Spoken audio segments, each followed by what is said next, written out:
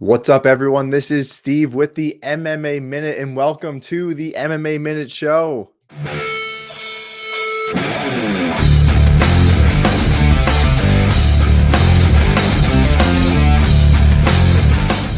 Today, we are breaking down UFC Atlantic City, headlined by Erin Blanchfield and Manon Fiorot. We'll go over my full card picks and predictions. Timestamps are down below. I also have chapters down below. But first, the Jackpot Giveaway. Guys, I'm just giving away free money. Right now, the jackpot is up to $150. Last week, the 2-round total was 103 significant strikes. Nobody got it right, so the jackpot is still alive to win. Guess how many significant strikes will be landed in the first 2 rounds of Blanchfield versus Fiorot this weekend? If you get it exactly right, you win the prize. If nobody gets it right, it'll carry over to next week, and I'll throw more money into the pot. So let me know your guesses down below in the comments. If you haven't already, make sure to hit that like button and subscribe to the channel.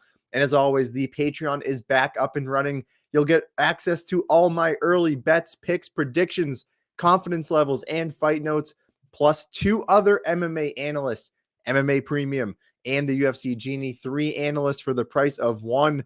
Link is in the description. Let's just do a quick recap. Last week, we went 8-5 on picks.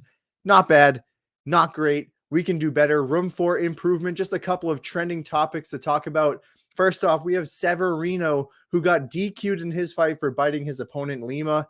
I mean, that was absolutely savage. You haven't really seen anything like that, at least not in a long time. Maybe that flies 10 years ago. Certainly not today. And it's not even one of those cases where you can say, oh, he bit me. No, he didn't. He's lying. There was literal visible proof of a bite mark on Lima. And so much so that after the DQ, he thought that this was maybe a good moment to cement this moment in history. He actually got a tattoo over the bite mark, which is absolutely hilarious. Dana White loved it. They're calling it Bite of the Night, and he got a $50K bonus because of it. That was a ridiculous thing. You think you've seen it all, and then another thing like that happened. So that was interesting. Real quick, Yusuf Zalal over Billy Q. Massive line movement in that fight. Zalal looks like a problem. He is an upgraded version of himself. You got to keep an eye on him. And really the biggest story of the night was Peyton Talbot, man. Peyton Talbot goes out there against Cameron Simon, who is a legit prospect in the UFC, a young guy in the UFC who is very good. Peyton Talbot destroyed him, absolutely bullied him. Every now and then we get one of these prospects, these unicorns, kind of like a Khamzat Chimaev. He goes out there, and it's not necessarily the low level of competition that he's beating. It's how he's doing it. Ragdolling people, throwing up 50, 70 significant strikes. No one's landing any against him. He's tapping people out. We knew Khamzat was going to be great. It kind of feels the same for Peyton Talbot, except kind of in the opposite regard where he is more of a striker. But for him to go out there and just dominate a guy like Cameron Simon the way he did, I don't think we have many question marks. I know a lot of people are, you got to pump the brakes just a little bit. They're saying he's the next Sean O'Malley. Sean O'Malley is the current champ. I don't know if he's going to be that good, but he's definitely got to be considered in the top 15 or fringe top 15 at this point. He seems to be legit. I don't think there's a lot of question marks. He is an insanely talented striker, and we'll see what the UFC wants to do. They can either take this guy, slowly develop him like they did Sean O'Malley, get him some highlight reel knockout wins, or they can push him straight to the top, kind of like what they did with Joe Pyfer. We'll see. I hope they just do a kind of a slow build here. He's a young guy. I think he's going to be around for a long time, but that was easily the biggest storyline, is Peyton Talbot and the destruction that he brought into his fight. The main event, Rose Namajunas, Amanda Ribas.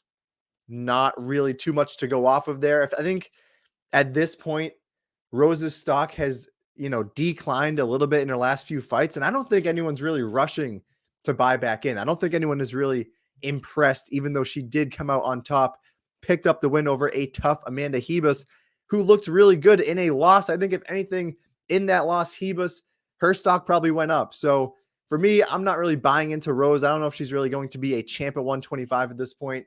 We still haven't really seen the flashes of the old Rose dominating on the feet. Yeah, we saw some of the wrestling worked in there, but nothing really dominant from top control. No real sub attempts, no vicious ground and pound. and Hebus looked pretty good. So that was really it from UFC Vegas 89, I believe it was. Before we get into our picks and predictions, just a quick plug from the sponsors. Make sure to check out Odds Jam. Sign up with promo code MINUTE and get 35% off plus a free week trial. They have a great positive EV tool that will literally shop you the best line across multiple sports books. Plus, if you're interested in arbitrage betting, they have a great tool for that as well. Not just the UFC, all major sports organizations, football, basketball, hockey, and more. BetUS, we have a 125% deposit bonus. You can check all of these out. The links are going to be down below in the description. And again, make sure to check out my Patreon for premium access to all of our content. Not just me, but also MMA Premium and the UFC Genie. That is 3 guys going in there giving you detailed picks and bets. And that's about it, guys. And now, time for the main event. This weekend, we have UFC Atlantic City headlined by Erin Blanchfield versus Manon Fiorot. With this card, we are back to a live crowd, finally breaking free from the Apex. We have a 7 p.m. prelim start and a 10 p.m. main card start. For my picks, I will start with the main card first, working from bottom to top, and then we'll do more of a quick pick style for the prelims. Let's get into it. First fight of the night, we have Chidi Njokuani taking on Rhys McKhee. Njokuani minus 140, 6'3", 35 years old, has an 80-inch reach. Taking on McKhee, who is plus 120, 6'2", 28 years old, has a 78-inch reach. The biggest thing to note here is that Chidi Njokuani is 6'3" with an 80-inch reach. That is a huge frame for middleweight, and now at age 35, he's making the cut down to 170, something he hasn't done in almost 10 years. At his best, he is an athletic Muay Thai striker with deadly kicks, vicious elbows, and flying knees. Plus, he has some decent submission upside if the fight hits the ground. McKhee, on the other hand, is a pretty one-dimensional fighter. He has no interest in wrestling at all and will stand for 15 minutes where he throws decent volume, shows good durability and solid cardio, but his striking defense is terrible, and he has a -3 striking differential. Either Chidi finishes him quickly in round 1, or McKhee will take over in rounds 2 and 3. I hate the cut to 170 for Chidi, so I am taking the dog in McKhee here. I'll say he finds a finish later in the fight. Give me round 3 knockout. Next fight, we have Bill Algeo taking on Kyle Nelson. Algeo minus 250, 6 foot, 34 years old, 73-inch reach, taking on Nelson, who is plus 205. He is 5'11". He is 32 years old. He has a 71-inch reach. Kyle Nelson actually started to turn his career around at 32, almost 33 years old. He is quietly sitting on a 2-fight winning streak against 2 prospects in Blake Builder and Fernando Padilla. He fights an annoyingly slow type of fight that in turn also slows down his opponent. His defense is on point, his takedown defense is on point, and he is showing improved cardio and striking. He's taking on Bill Algeo, aka Senor Perfecto, aka one of my under-the-radar favorite fighters in the UFC who consistently wins me money. He's big for the division, has an awkward but effective stand-up game with very good volume, pressure, and grappling. His takedown defense is a little suspect, but his get-up game and defensive BJJ is strong. If he makes this fight dirty, he has a very good chance of winning. He can outpace Nelson. He can mix in the takedowns. He can make this fight dirty and tire Nelson out. I like Algeo in the spot, and I think a late round finish is in play. Give me Senor Perfecto. Round 3, submission. Next fight, we have Ruziboev taking on SD Dumas. Ruziboev, minus 260. He is 6'5", 30 years old, has a 76-inch reach. He's taking on Dumas, who is plus 210 at the moment, 6'2", 28 years old, has a 79-inch reach. I see a lot of people jumping on the SD Dumas train here, and I'm not really sure what to think. Dumas had some pretty big hype heading into the UFC since he is a notorious street fighter turned MMA fighter, but the hype seems to be a little fraudulent at this point. He has a tall, lanky, athletic frame with decent kickboxing and a decent wrestling game to go with it, but that skill set still leaves me wondering just how good he is. He gets dominated in the grappling department by Josh Fremd and submitted in round 2. But then he picks up 2 straight decision wins where he basically outlasts his opponents and drags the fights out. Ruziboev is another hype beast who won his UFC debut with a quick round 1 knockout. He is only 30 years old, but he has 45 professional fights, 33 of his 35 wins are all by finish, 13 by TKO or knockout, and 20 by submission. He throws wild spinning attacks on the feet and has a nasty submission game. Ruziboev is a big-time favorite here, but I am staying clear. I think he likely wins the fight and gets it done early, but we just saw SD Dumas win 2 boring decisions by surviving the early danger. So I will lean Ruziboev round 1 submission, but I'll believe the hype when I see it. Next fight, we have, Chris Weidman taking on Bruno Silva. Chris Weidman here, he is plus 220. He is 6'2", 39 years old, 78-inch reach, taking on Silva, who is the minus 270 favorite. 6 foot, 34 years old, has a 74-inch reach. I'm honestly just shocked that Chris Weidman is still around and also taking tough fights in the UFC. He's 39 years old. He is soon to be 40, and he only has 1 win in the last 7 years. And that was a god-awful, sloppy decision over Omari Akhmedov, where both guys completely gassed out. He just had a tiny little bit more gas to give in that fight in round 3, and he barely scraped by. 3 of his last 4 losses all have been by knockout, and I am seriously concerned for him in this spot against Bruno Silva, who is basically only winning his UFC fights by putting your lights out. Silva is also just 1-4 in his last 5, so I can't say I'm overly confident, especially when he's almost a minus 300 favorite, but I just can't back old man Weidman. As always, he has the wrestling and submission upside over his opponent here, but the chin, the durability, the cardio is all highly questionable. Maybe he pulls off a miracle and rides off into the sunset, but I'm backing Silva in this spot, and give me a round 1 knockout. Next fight, this is your co-main event. We have Vicente Luque taking on Joaquin Buckley. Luque right now, minus 115, 5'11", 32 years old, has a 75.5-inch reach. He is taking on Buckley, who is minus 105, 5'10", 29 years old, has a 76-inch reach. This is one of the best fights on the card right here. And we are seeing massive line movement on the side of Joaquin Buckley, who opened as a plus 136 underdog and is now sitting at minus 105. I think at one point he was actually minus 115. I think he actually flip-flopped into the favorite. Luque was a former top 5 welterweight contender who reached his peak and then had his title dreams taken away with 2 straight losses. One to Belal Muhammad, who's probably next in line for the belt, and the other was a brutal round 3 knockout loss to Jeff Neal, who has elite boxing skills. Luque at his best is a dual threat finisher with punishing striking ability and a very underrated submission game. He has been in the UFC for a while now, has a ton of high-level experience, but it feels like his best days are behind him.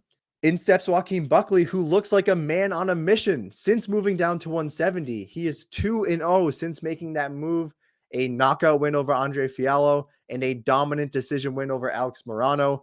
Luque is a huge step up in competition, but Buckley is a freak athlete who is always in incredible shape.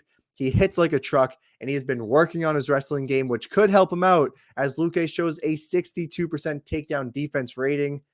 I like Buckley to find a round 2 knockout, but we shouldn't be surprised if Luque humbles us all and reminds us there is levels to this game. So be careful with this fight, but it is going to be an absolute banger. And that brings us to the main event. Erin Blanchfield taking on Manon Fiorot in what is likely the number 1 title contender fight at women's flyweight. Blanchfield right now minus 190, 5'4", 24 years old. She has a 66-inch reach. Fiorot is the underdog plus 160. She is 5'7", 34 years old, has a 65-inch reach. Great fight. This is going to be a great fight. This line has actually taken a huge step in one direction, and that's the direction of Erin Blanchfield. She's basically been called the future champ by anyone who's anyone. And I get it. She is looking nearly unbeatable. She's undefeated in the UFC so far with a perfect 6-0 record. From Miranda Maverick to former champ Jessica Andrade and everyone else in between, she seems to be the goods. Her wrestling and grappling game can be overwhelming. She sets a very high pace and backs it up with improved striking. Her 3-round cardio holds up well, and she's only 24 years old, so she's only going to get better and better each step of the way. Her opponent, Manon Fiorot, is on the other side of the spectrum. She came into the UFC later in her career and has since racked up 6 wins of her own. She has a very high-level striking game where she maintains range very well, mixes up her attacks, and stays very defensively sound. She's actually showed decent offensive wrestling herself and has a very impressive 91% takedown defense. I'll be honest, I think Erin should be a slight favorite at best. But at these odds, I think we're getting a good deal on Fiorot. Erin went 0 for 14 on her takedowns in her last fight. If she can't get this fight to the ground, she's in a world of trouble against the much better striker in Manon Fiorot. As long as the cardio holds up, I like our chances. Give me Manon Fiorot to win this fight by a very tight decision. And that right there is the main card. We'll move on to the prelims where, again, we're doing more of a quick pick style. Nate Landwehr is taking on Jamal Emmers. Landwehr is plus 180, 5'9", 35 years old, 72-inch reach. Taking on Emmers, minus 220, 5'10", 34 years old, has a 74-inch reach. And for this fight here, if there was a definition of dog in the dictionary, it would just say Nate Landwehr. Period.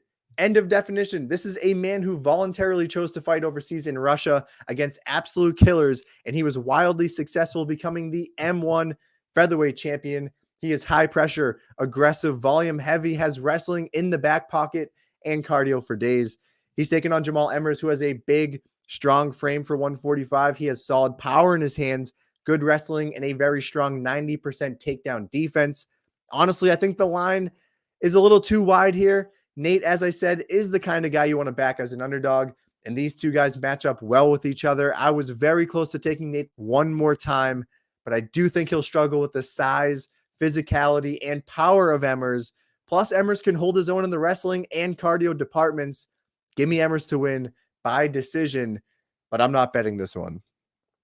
Next fight, Jandiroba taking on Godinez. We have Jandiroba plus 170. She's 5'3", 35 years old, 64-inch reach. Taking on Lupita, who is minus 200, 5'2", 30 years old, 61-inch reach. I'm doing it, guys. I am making Lupita one of my top picks on this card. She's been on a surge recently, winning 4 straight fights and looking better each step of the way there. Her wrestling has looked strong. Her striking and boxing skills are high level. She pushes a high pace, shows strong 3-round cardio. I think she's the real deal, and I can't wait for her to fight this weekend. She has taken on Virna Jandiroba, who loves to play spoiler, for me specifically. She has an absolutely nasty ground game, capable of taking the fight to the mat, racking up minutes upon minutes of control time, and she's a dangerous submission threat as well. The biggest factor in this fight is Lupita shows an 86% takedown defense rating, while Virna only has a 39% takedown accuracy. So if Lupita keeps this fight standing, I think she makes it look easy. Give me Lupita to win by decision, and let's just pray Virna can't get the grappling going. Next fight, Julio Arce taking on Herbert Burns. Julio Arce minus 400, which seems much more reasonable than the minus 600 that he was earlier in the week. 5'7", 34 years old, 70-inch reach. Taking on Herbert Burns, who's now plus 300, 5'9", 36 years old, 73.5-inch reach. I want to make one thing very, very clear before getting into this fight. Julio Arce is not minus 400 because he's Julio Arce.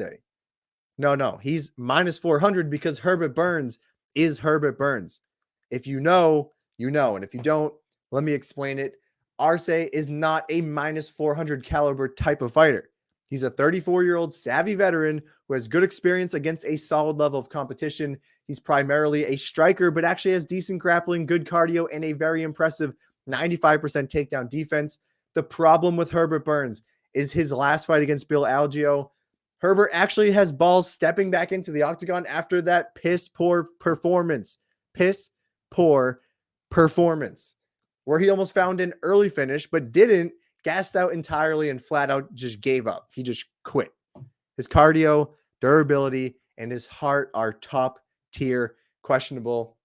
In fact, there is no question. He doesn't have any of those things. What he does have is a wildly dangerous 3 minutes of round one where he can explode using his powerful athleticism, or he can snatch up a submission with his insane BJJ.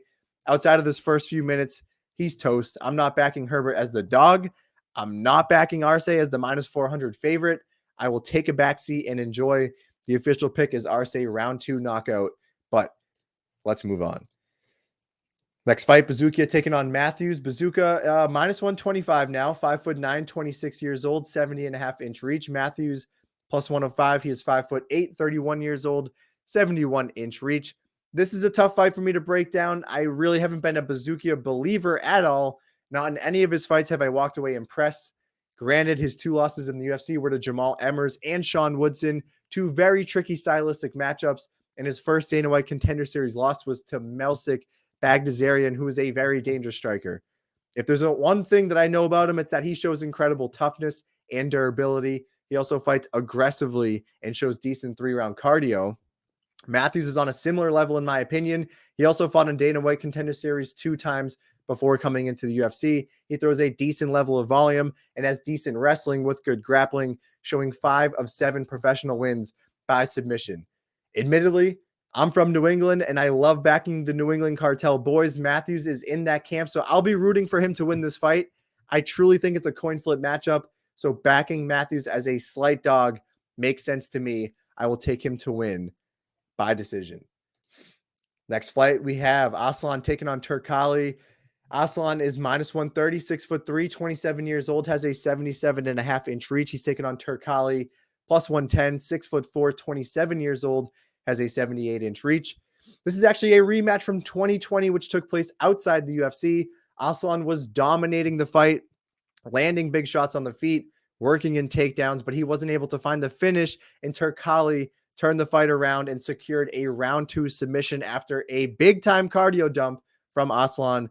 Since then, Aslan has won 4 straight fights, 3 on the regional scene, all by round 1 knockout, and a Dana White's Contender Series fight where he also won by round 1 knockout, because that's what this guy does. He has a 100% finish rate, all 12 wins by knockout, 11 of them early in round 1.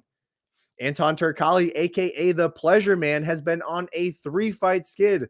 1 submission loss to Jailton Almeida, 1 decision loss to Vitor Petrino, and a round 1 knockout loss to Tyson Pedro. We all know that no 2 fights are alike, not even rematches that took place just a few years ago. So the breakdown really remains the same. It's either Aslan early or Turkali late if he survives round 1. I will back Aslan with little confidence to find revenge. Give me a round 1 knockout. Next fight, Dudakova taking on Gatto. Dudakova is plus 140, 5'5", 25 years old, 67-inch reach, taking on Gatto minus 170, also 5'5", 27 years old, has a 69-inch reach. Dudakova has slick striking. She's light on her feet. She throws decent combinations, but I have to question her takedown defense after rewatching her last fight. Jin Yu Frey is a small strawweight with a low 36% takedown accuracy, and the 1 takedown she secured on Dudakova gave her almost 4 minutes of control time in round 2 of their fight. That's a bad look when you're moving up a weight class, fighting a strong grappler in Gatto, who has also shown improved striking on the feet. I think Dudakova is in a bad spot here. Give me Gatto to take Dudakova 0. I will say round 2 submission. Next fight, Petrosky taking on Malkoun. Petrosky plus 195, 6 foot, 32 years old, 73-inch reach, taking on Malkoun, who is minus 240. He is 5'9", 28 years old, 73-inch reach.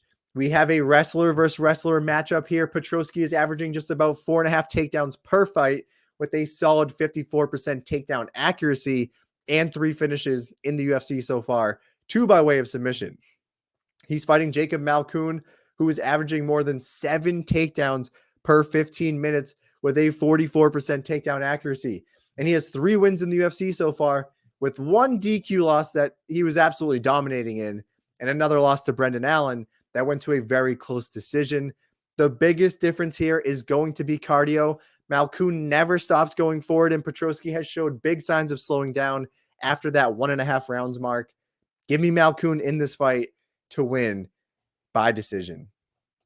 And that brings us to the last fight here, which is actually the first fight on the prelims. Pacheco taking on Loughran. Pacheco plus 290, 5'8", 32 years old, 70-inch reach. Loughran is now minus 390, 5'6", 27 years old, 68-inch reach. As I just said, Loughran is a massive favorite, which makes him, I think, the second biggest favorite on this card. He is a Cage Warriors prospect who made his UFC debut against Taylor Lapilus, where he lost a pretty one-sided fight by decision. He's got that strong, stocky wrestler's build, and he has showed solid boxing skills, explosive power, and pretty solid takedowns. We talked about Danny Silva a few weeks ago because he was the guy who landed over 200 significant strikes in his Dana White's Contender Series fight. Well, Angel Pacheco is the guy who he landed all those strikes on. And Pacheco actually fired back and landed 197 of his own strikes. And that pretty much sums up Pacheco in a nutshell. He is a massive liability defensively, but he has a granite chin. Insane volume, good boxing, tons of heart, and decent cardio. So, while Pacheco absolutely has that dog in him, I think he'll simply be outclassed in this fight. Loughran can land big shots on the feet. He can work in the wrestling, and he has the cardio to do it for all 3 rounds. The price tag is disgusting for a guy yet to find a win in the UFC, but I will back him to win this fight by decision. And that is every fight on UFC Atlantic City. That's the show, everyone. Thanks for tuning in. Good luck with your bets this weekend, and we will see you next week.